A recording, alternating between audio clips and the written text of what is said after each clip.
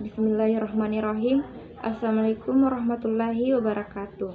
Perkenalkan, saya atas nama Desi Jusman, NIM 200207501033, kelas Pendidikan Teknologi Pertanian B 2020. Pada kesempatan kali ini, saya akan memenuhi sebuah tugas dari mata kuliah Teknologi Pembenihan Ikan, yang dimana saya akan mereview sebuah jurnal yang berjudul Efektivitas Pemberian Probiotik dalam Pakan Terhadap Kualitas Air dan Laju Pertumbuhan pada Pemeliharaan Lele Sangkuriang dengan Sistem Terpal, yang dimana jurnal ini ditulis oleh Bambang Wijaya Kusuma, jurusan Budidaya Perairan Fakultas Pertanian Universitas Ratu Samban, Budianto, jurusan TIP Fakultas Pertanian Universitas Bengkulu, dan Being Brata, jurusan S2 PSDA Fakultas Pertanian Universitas Bengkulu, yang dimana pada jurnal ini mereka melakukan budidaya ikan lele dengan menggunakan 3 sistem. Yang pertama itu dengan sistem terpal, yang kedua itu dengan menggunakan bud fiber, dan yang ketiga dengan menggunakan kolam, yang dimana kolam ini terbuat dari semen. Budidaya lele sistem terpal atau fiber saat ini banyak dikembangkan oleh masyarakat perkotaan karena dapat dilakukan di lahan yang relatif sempit. Salah satu jenis lele yang banyak dikembangkan adalah lele jenis Sangkuriang. Dengan melakukan pembudidayaan dengan melakukan bud fiber ini lebih efisien, dimana karena dengan menggunakan bud fiber suhu dalam bak tersebut lebih terjaga. Selain itu dapat mempermudah pertumbuhan dan perkembangan ikan sehingga menghasilkan kualitas yang baik. Selain itu, pada jurnal ini mereka membahas perbedaan pertumbuhan ikan dengan menggunakan 3 sistem, yang dimana mereka menggunakan sistem budidaya ikan lele dengan sistem terbal, yang kedua itu dengan sistem bud fiber, dan yang ketiga dengan sistem kolam, yang dimana dari ketiga cara tersebut pertumbuhan lebih baik itu dimana dengan menggunakan budidaya bud fiber, karena dengan menggunakan bud fiber selain ikan lele ini merupakan salah satu komoditas perikanan yang saat ini sedang marak diusahakan oleh masyarakat, baik dalam skala besar maupun dengan skala kecil. Budidaya ikan lele dengan menggunakan bud fiber, perkembangannya ini didukung oleh beberapa kemungkinan atau kemudahan dalam sistem pemeliharaan ikan lele yang relatif sederhana dan dapat dilaksanakan di lahan terbatas. Selain itu, pemeliharaan atau budidaya ikan lele dengan menggunakan sistem bud fiber lebih memudahkan dan lebih efisien. Hal itu dikarenakan dalam pembuatan bud fiber ini dapat dibuat sesuai dengan keinginan kita serta sesuai dengan kebutuhan. Namun, dalam penggunaan bud fiber ini, pertumbuhan dan perkembangan ikan lebih produktivitas dikarenakan DO, pH, serta suhu dalam kolam tersebut lebih terjaga, yang dimana dengan semakin tingginya DO pada parameter kualitas air, berarti memungkinkan bahwa air tersebut memiliki kualitas yang baik untuk pertumbuhan dan perkembangan ikan tersebut, sehingga nanti menghasilkan induk ikan atau serta anakan ikan yang lebih baik. Saat ini di masyarakat banyak dipermasalahkan bagaimana pada saat budidaya perikanan ikan lele terjadi pencemaran bau, yang dimana hal ini dikarenakan susahnya dalam membersihkan kolam yang digunakan untuk budidaya ikan lele. Namun dengan menggunakan bud fiber ini, para wirausaha yang melakukan budidaya tersebut lebih dimudahkan, karena pada bud fiber ini kita lebih mudah membersihkannya, yaitu mudah dengan cara digosok atau diberi beberapa cairan pembersih sehingga akan bersih kembali. Dan standar bud fiber ini sangat baik. Mengapa? Karena ketika terjadi kebocoran dapat dilakukan dengan cara melakukan penempelan ulang atau pengecakan ulang sehingga dapat menutup kebocoran tersebut. Bismillahirrahmanirrahim. Assalamualaikum warahmatullahi wabarakatuh. Perkenalkan, saya Nasrullah dengan NIM 202075011027. Pada kesempatan kali ini saya akan menjelaskan satu jurnal yang berhubungan dengan pembuatan kolam atau bud fiber. di mana jurnal yang akan saya jelaskan pada video kali ini yaitu dari Wendy Triaji Nugroho yang berjudul Pengaruh Model Serat pada Bahan Fiberglass terhadap Kekuatan, Ketangguhan, dan Kekerasan Material. Jurnal Ilmiah halaman 27 sampai 32 tahun 2015. Fiberglass atau dalam bahasa Indonesia dikenal sebagai kaca serat dan serat gelas merupakan kaca cair yang ditarik menjadi serat tipis dengan diameter sekitar 0,005 mm sampai dengan 0,01 mm. Serat ini selanjutnya dipintal menjadi benang atau ditenun menjadi kain kemudian diresapi dengan resin sehingga menjadi material yang kuat dan tahan korosi. Fiberglass memiliki banyak kegunaan seperti dalam pembuatan perahu, mobil, tangki air, atap, perpipaan, pelapisan, dan lain-lain. Pembuatan fiberglass tidak terlalu sulit. Bahan utamanya terdiri dari 3 bagian, yaitu serat, fiberglass, resin, dan katalis. Penelitian ini bermaksud untuk mengetahui kekuatan, ketangguhan, dan kekerasan material fiberglass berdasarkan variasi pola serat dengan mempertahankan komposisi resin dan katalis. Selanjutnya, sifat-sifat material tersebut dibandingkan dengan sifat material plastik yang digunakan sebagai bahan pembuat spare part pada kendaraan bermotor. Itulah tadi penjelasan saya mengenai jurnal yang berkaitan tentang kolam atau bak fiber. Kurang dan lebihnya mohon dimaafkan. Assalamualaikum warahmatullahi wabarakatuh. Bismillahirrahmanirrahim. Assalamualaikum warahmatullahi wabarakatuh. Perkenalkan, nama saya Syam Sinar, NIM 200207501031, jurusan Pendidikan Teknologi Pertanian kelas B. Di sini saya dari kelompok 3 ingin mereview sebuah jurnal Ilmu Hewani Tropika, volume 9 nomor 1 Juni 2020 yang dibuat oleh Tania Seresova Augusta, Debbie Setiani, dan Fitri Rianti. Fakultas Perikanan Universitas Kristen Palangkaraya dengan judul praktikum yaitu Proses Pemijahan Semi Buatan dengan Teknik Stripping atau Pengurutan pada ikan betok atau Anabas testudineus, di mana pemijahan merupakan bagian dari reproduksi ikan yang menjadi mata rantai daur hidup sebuah spesies ikan, di mana tahapan dalam pemijahan ikan betok atau Anabas testudineus meliputi persiapan wadah, seleksi induk, pemberokan, pemijahan, dan perawatan larva. Dan untuk wadah bak pemeliharaan induk yang digunakan pada kegiatan pemijahan ikan betok ini adalah bak fiber. Bak fiber yang digunakan berbentuk persegi panjang berukuran 1 x 2 meter diisi air sekitar 40 cm.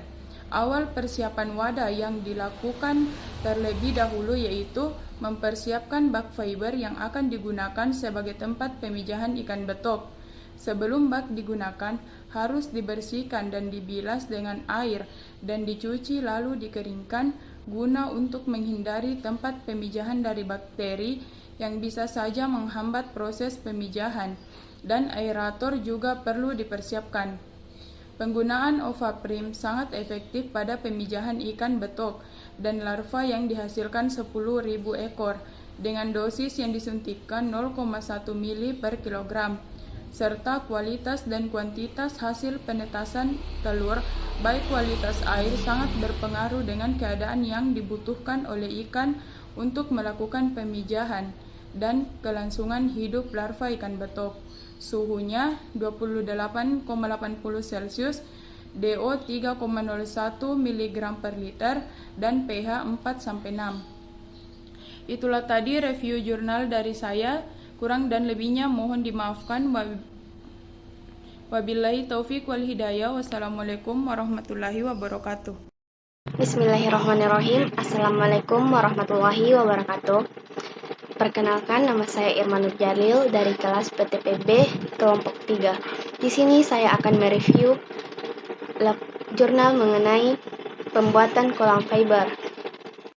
Deva Revit Ariska 2017 yang berisi budidaya perikanan saat ini sangat berpotensi besar untuk dijadikan sebagai penghasil uang atau usaha yang menjanjikan. Ditambah dengan lokasi yang strategis, bukan tidak mungkin jika semua masyarakat akan mencoba usaha budidaya perikanan. Bukan hal yang mudah dilakukan usaha budidaya perikanan, bukan hal yang mudah melakukan usaha. Salah satu yang harus diperhatikan adalah wadah untuk budidaya. Wadah budidaya adalah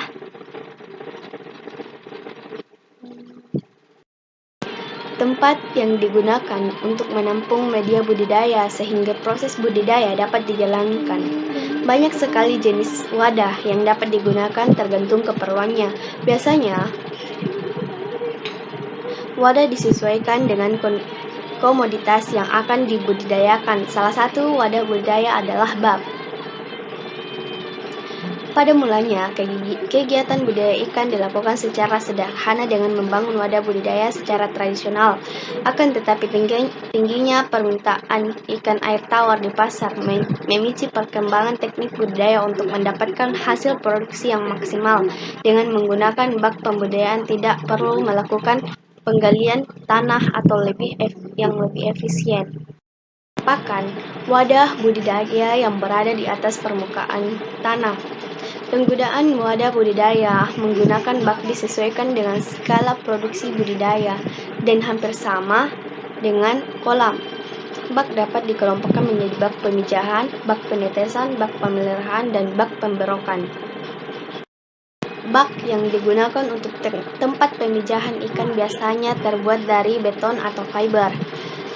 Bak fiber dapat digunakan untuk pemeliharaan pembesaran ikan. Bak fiber juga sering digunakan pada sistem aquaponik dan bioflok. Bak fiber adalah bak yang terbuat dari bahan fiberglass. Bak fiber lebih praktis dan mudah dalam penataan. Akan tetapi, harga dari bak fiber cukup mahal. Bak fiber ukuran dan bentuk bisa disesuaikan sesuai keinginan dan kegunaannya. Bak fiber semakin mahal, harga bak fibernya. Saat ini sudah banyak pembudidaya ikan yang menggunakan wadah budidaya bak fiber. Bak fiber memiliki berat total yang tidak begitu berat sehingga mudah dipindahkan sesuai keinginan. Selain itu, bak fiber juga memiliki ketahanan yang tinggi terhadap panas matahari sehingga tidak mudah retak dan pecah. Dalam pembuatan bak fiber memerlukan alat dan bahan, yaitu cetakan, ember, kuas, kain lap, pengaduk, serta palu.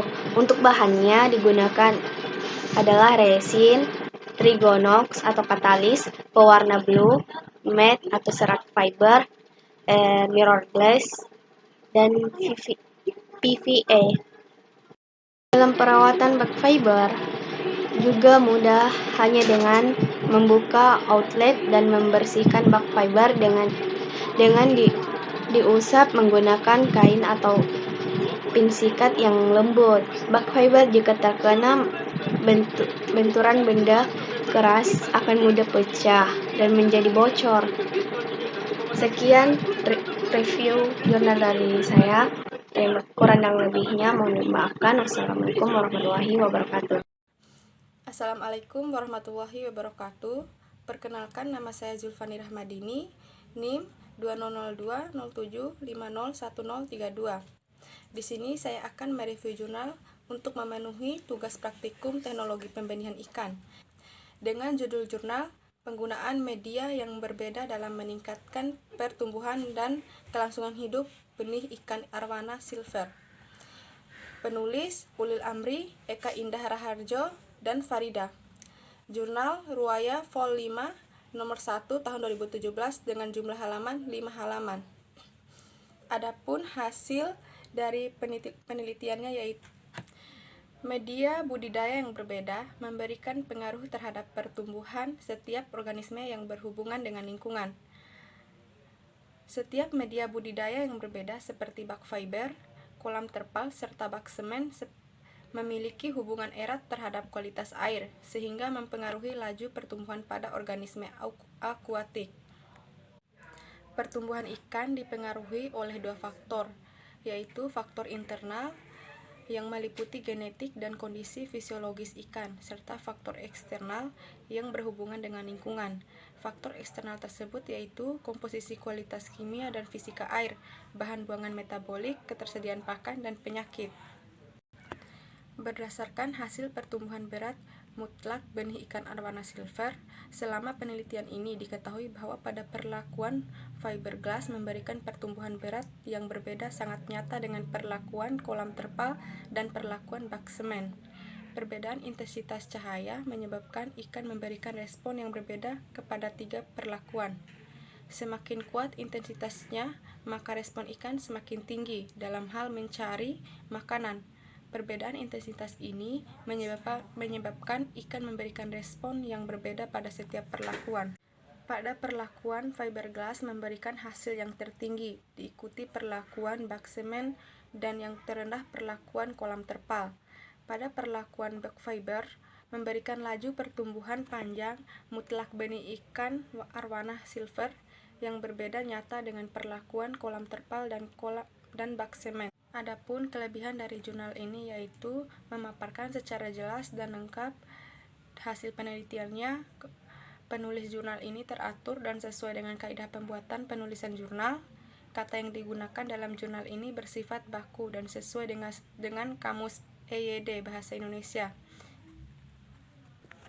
dan menyertakan daftar pustaka.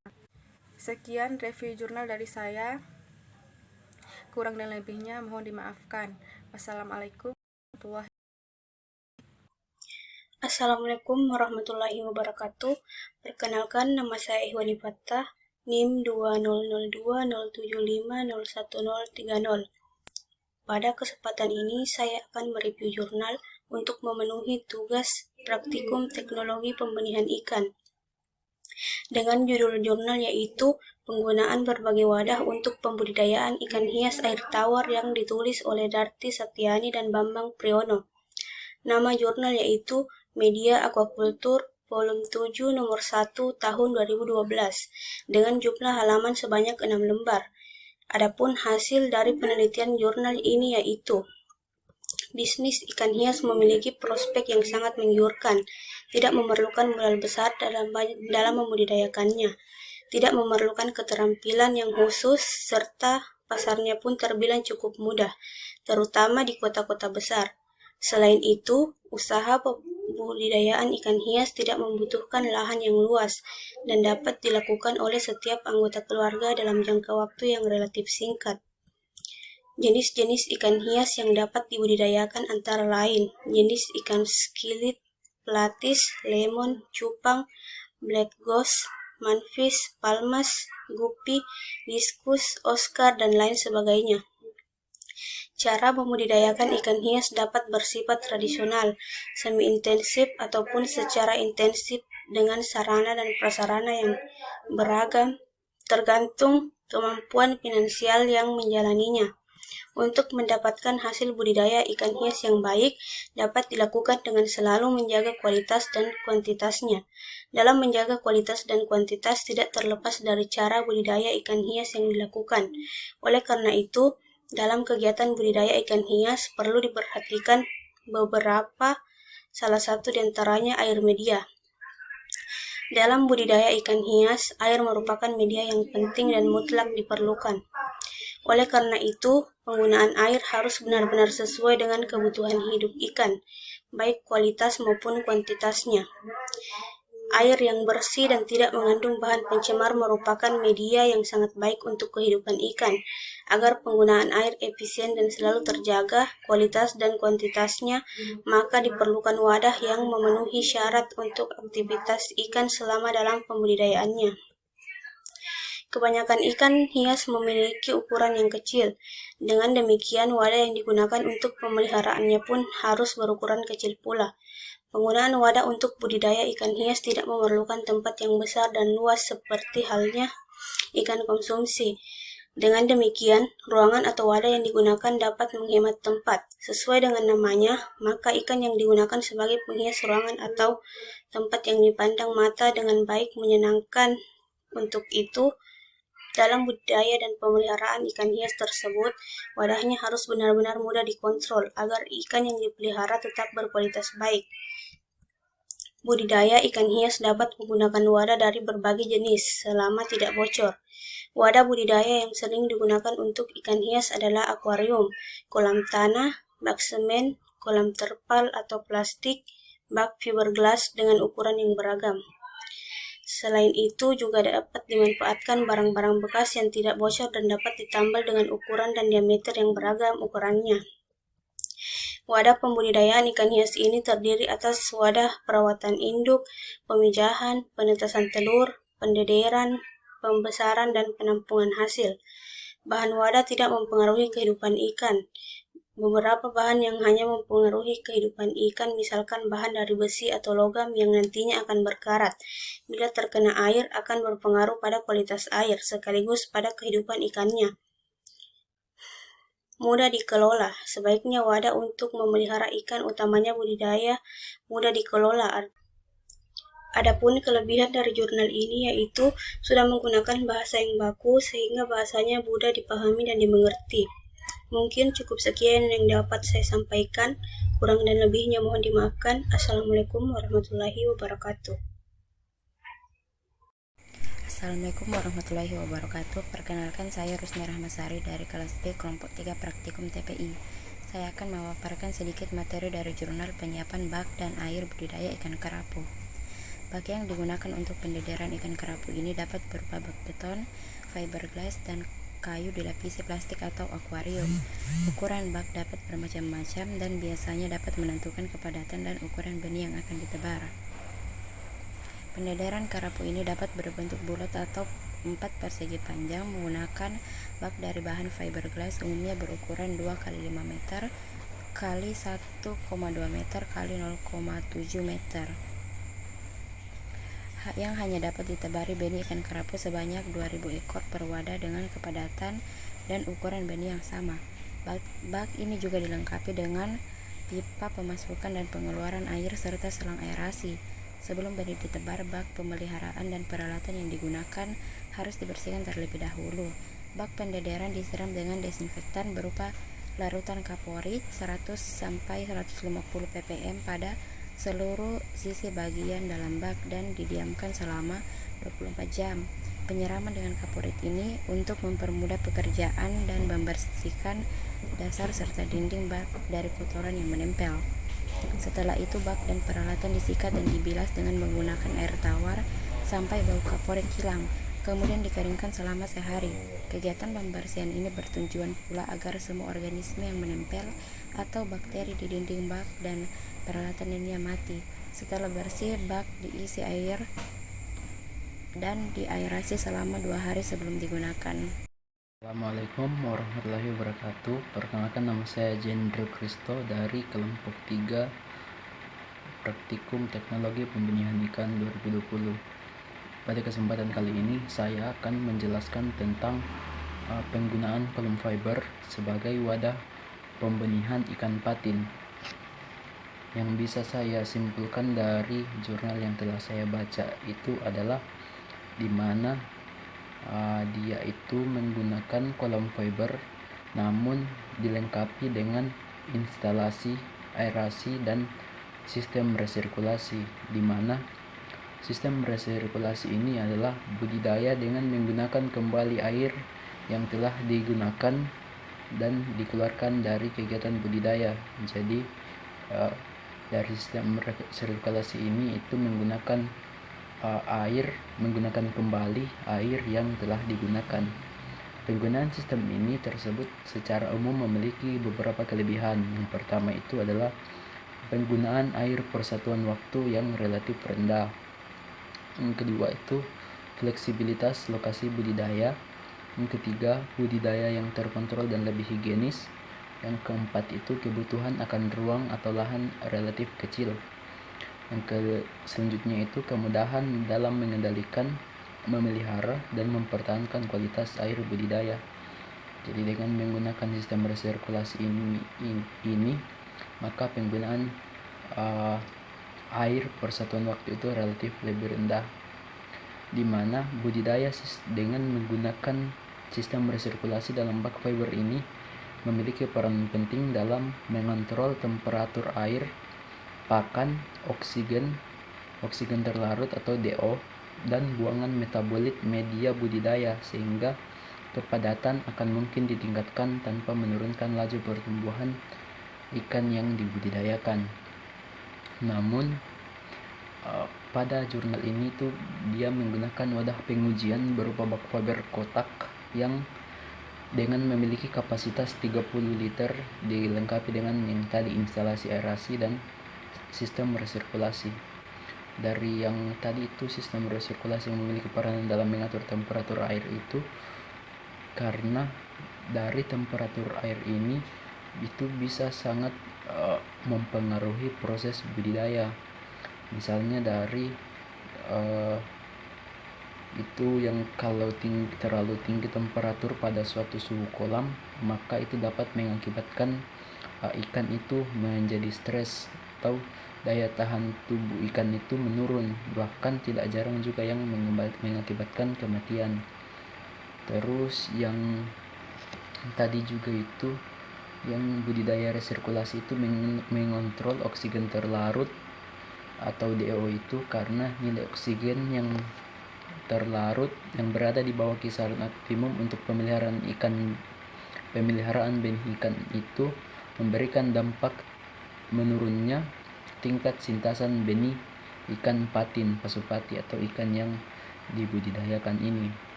Terus juga nilai kualitas air untuk setiap perlakuan tidak berbeda nyata dan berada pada kisaran yang kecil karena masing-masing perlakuan berada dalam satu sistem resirkulasi. Jadi kesimpulannya di sini adalah bak fiber yang digunakan ini dilengkapi dengan sistem resirkulasi, di mana sistem resirkulasi itu adalah menggunakan kembali air kolam yang telah digunakan, di mana peranan dari menggunakan sistem resirkulasi ini itu adalah yang pertama tadi membantu mengontrol kualitas air, terus yang kedua pakan, yang ketiga oksigen terlarut, dan yang keempat itu buangan metabolit media budidaya. Jadi itu mungkin yang bisa saya jelaskan, kurang lebihnya mohon dimaafkan. Sekian dan terima kasih. Perkenalkan, nama saya Musdalifah Yusuf dengan NIM 200207502017 dari kelas PTPB kelompok 3. Di sini saya akan menjelaskan tentang penyiapan bak dan air dari Direktorat Pendidikan Menengah Kejuruan, Direktorat Jenderal Pendidikan Dasar dan Menengah Departemen Pendidikan Nasional tahun 2003. Langsung saja pada pembahasannya, penyiapan wadah berupa bak.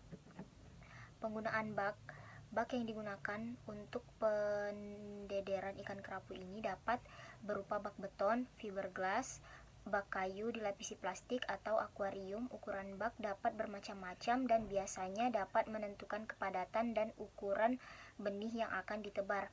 Hal ini yang harus diperhatikan adalah kemudahan dalam pengaturan aerasi dan pengelolaan pada air pada bak tersebut.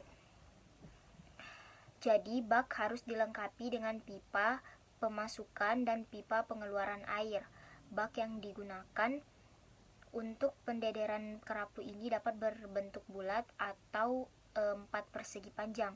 Salah satu gambaran bak yang digunakan untuk pendederan kerapu adalah bak beton berbentuk 4 persegi panjang dengan ukuran 1,2 meter kali 4 meter kali 0,8 meter yang dapat diisi air sekitar 2,5 sampai 3,5 meter.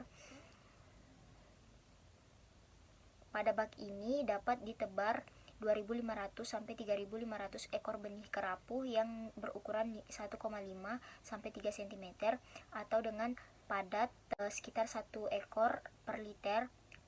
Pada salah satu sisi panjang bak pendederan ini dilengkapi dengan pipa PVC 1/4 inci sebagai ukuran saluran aerasi. Pipa saluran aerasi diberi lubang sebanyak 4 buah dengan jarak antar lubang dibuat sama. Selang aerasi yang digunakan berdiameter 1/16 inci Setiap selang aerasi dilengkapi dengan batu aerasi dan pemberat. Jarak batu aerasi dan dengan dasar bak sebaiknya 5-10 cm. Penggunaan bak dari bahan fiberglass umumnya berukuran 2,5 meter kali 1,2 meter kali 0,7 meter yang dapat diisi air sekitar 2 meter. Hanya dapat ditebari benih ikan kerapu sebanyak 2000 ekor per wadah dengan kepadatan dan ukuran benih yang sama. Bak ini juga dilengkapi dengan pipa pemasukan dan pengeluaran air beserta selang aerasinya. Persiapan bak sebelum benih ditebar, bak pemeliharaan dan peralatan yang akan digunakan dan harus dibersihkan terlebih dahulu. Bak pendederan disiram dengan disinfektan berupa larutan kaporit 100-150 ppm pada seluruh sisi bagian dalam bak dan didiamkan selama 24 jam.